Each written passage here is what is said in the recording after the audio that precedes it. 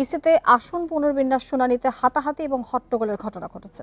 দুপুর নির্বাচন ভবনে ব্রাহ্মণবাড়িয়া ২ ও ৩ আসন নিয়ে শুনানিতে এই ঘটনা ঘটে। এ সময় বিএনপির আন্তর্জাতিক বিষয়ক সহ সম্পাদক রুমিন ফারহানা এবং এনসিপির যুগ্ম মুখ্য সংগঠক মোহাম্মদ আতাউল্লাহ লাঞ্ছিত হন। পরে ক্ষোভ প্রকাশ করেন নেতারা। এ নিয়ে আলোচনা করতে রাজধানীর সেগুন বাগিচা থেকে আমাদের সঙ্গে যোগ দিচ্ছেন এনসিপির যুগ্ম মুখ্য সমন্বয়ক আরিফুর রহমান তুহিন। আরিফুর রহমান তুহিন, আপনাকে স্বাগত জানাচ্ছি। জানতে চাই যে আজকে যে ঘটনা ঘটেছে, রুমিন ফারহানা এবং আতাউল্লাহকে কারা লাঞ্ছিত করেছে, কি ঘটেছিল আসলে সেখানে?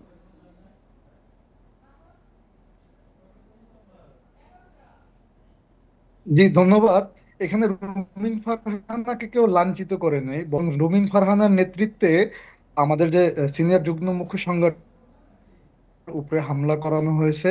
এবং এটা ভিডিও ফুটেজে স্পষ্ট, ওখানে যতগুলো ভিডিও ফুটেজ আছে সেখানে দেখা গেছে যে ফারহানা হাত দিয়ে ইশারা করছে যে এমনি করে দাও, তারপরে আতাউল্লাহর উপরে হামলা করা হয়েছে। এবং এটা আসলে শুধুমাত্র বিচ্ছিন্ন ঘটনা না, এটা এক প্রকার পরিকল্পিত অংশ। যে কারণ হলো, আতাউল্লাহ যখন ব্রাহ্মণবাড়িয়া তার যে ব্রাহ্মণবাড়িয়া ৩ আসনের পক্ষ থেকে যখন সীমানা নির্ধারণের জন্য আবেদন করছিলেন, তখন থেকেই তাকে হুমকি ধমকি দেওয়া হয়েছিল এবং সে যাতে শুনানিতে অংশ না নেয় তার জন্য বারবার হুমকি দিয়েছিল। শুনানিতে তাকে অংশগ্রহণ করতে ঢোকার সময় তাকে বাধা দিয়েছিল। এবং আমরা অত্যন্ত লজ্জিতভাবে দেখলাম যে নির্বাচন কমিশনের সামনে বাংলাদেশের ইতিহাসে এরকমের কখনো ঘটনা ঘটে নাই যে নির্বাচন কমিশনারদের উপস্থিতিতে এরকমের একটা পার্টির সিনিয়র নেতাকে তার গায়ে হাত তোলা, তাকে মারধর করা, এবং রুমিন ফারহানা সে এক প্রকার যে গ্যাংস্টারের মতো হলো সেটা নির্দেশ দিয়ে সেখান থেকে বের হয়ে আসা, এবং নির্বাচন কমিশন তাকে ন্যূনতম কোনো হস্তক্ষেপ করলো না, এইটা যে প্রতিহত করার চেষ্টা করলো না, কাউকে আইনের আওতায় আনলো না। এবং এটা দ্বারা আসলে যে মেসেজটা যাচ্ছে, যে আমরা বারবার দাবি করে আসতেছিলাম এই নির্বাচন কমিশনের সক্ষমতা নাই, এটা বিএনপির আজ্ঞাবহ নির্বাচন কমিশন যেটা চালায় বেগম খালেদা জিয়ার পিএস সাত্তার সাহেব।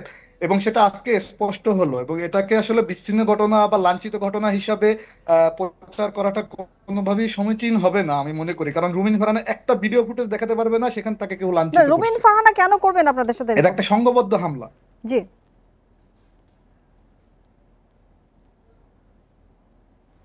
শুনতে পাচ্ছেন আমাকে আরিফুর রহমান তুহিন? রুমিন ফারহানা যেটা করছে, ব্রাহ্মণবাড়িয়া ৩ আসন থেকে ৩টা ইউনিয়ন জি জি, রুমিন ফারহানা ব্রাহ্মণবাড়িয়া ৩ আসন থেকে একটি উপজেলার ৩টি ইউনিয়ন নির্বাচন কমিশনের সাথে যোগসাজশ করে আহ, ব্রাহ্মণবাড়িয়া ২-এ নিয়ে গেছে। এবং ব্রাহ্মণবাড়িয়াবাসী এটার জন্য কয়েকদিন ধরে আন্দোলন করতেছে, রাস্তাঘাট অবরোধ করতেছে।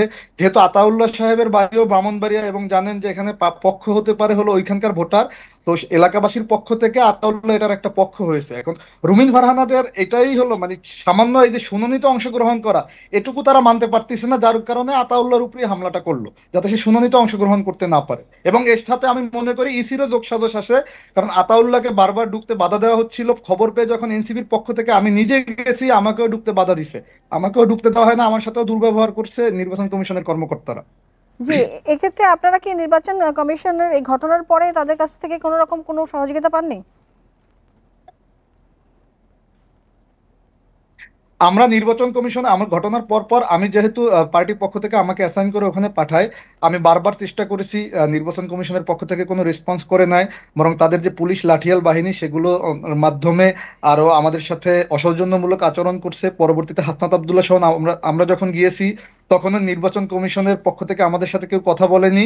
পরবর্তীতে একটা সংবাদ সম্মেলন হয়েছে, আপনারা এটা জানেন। এরপরে আমরা একটা লিখিত অভিযোগ দাখিল করে এসেছি। এবং আমরা মনে করি এই নির্বাচন কমিশন যে আজকে তার যে পক্ষপাত দুষ্ট আচরণ দেখিয়েছে, এবং নির্বাচন কমিশন যে বিএনপি যে তার পেশি শক্তি দেখিয়েছে, এটাই আসলে আগামী দিনের নির্বাচনের বাস্তব চিত্র হবে। জি, এভাবে কেন্দ্র দখল এই করবে, প্রেক্ষিতে ভোট যেটা দখল জানতে করবে, চাই যে বিরোধী সীমানা মতকে হলো পুনর্নির্ধারণ উড়িয়ে দিবে। ইস্যু, এবং এক্ষেত্রে এই প্রেক্ষিতে জানতে চাই যে সীমানা পুনর্নির্ধারণ ইস্যু কি অনেক দূর গড়াতে পারে কিনা, অর্থাৎ এরপরে আপনার অভিযোগের প্রেক্ষিতে কি চান, এবং নির্বাচনও কি ঝুঁকিতে পড়তে পারে?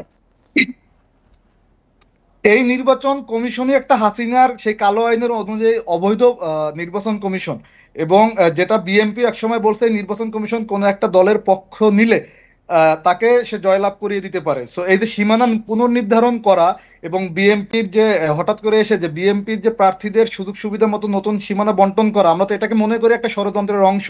তো এই নির্বাচন কমিশনের অধীন নির্বাচনে যাওয়ার তো প্রশ্নই আসে না। এবং আমাদের আহ্বায়ক নাহিদ ইসলাম সাহেব আজকে বলছেন, ঐক্যমত জি, কমিশনের যে ভিত্তিতে যে সিদ্ধান্তগুলো হয়েছে তার ভিত্তিতে নতুন কমিশন হবে। এবং নতুন সংবিধান যদি হয়, সেই সংবিধান পরিষদ নির্বাচনেই এনসিপি অংশগ্রহণ করবে, জি, এছাড়া আরিফুর করবে রহমান না। কারণ তুহিন, আপনাকে অনেক আরেকটা ধন্যবাদ। আমাদের হাতে সময় অনেক কম, আপনাকে অনেক ধন্যবাদ আমাদেরকে সময় দেওয়ার জন্য।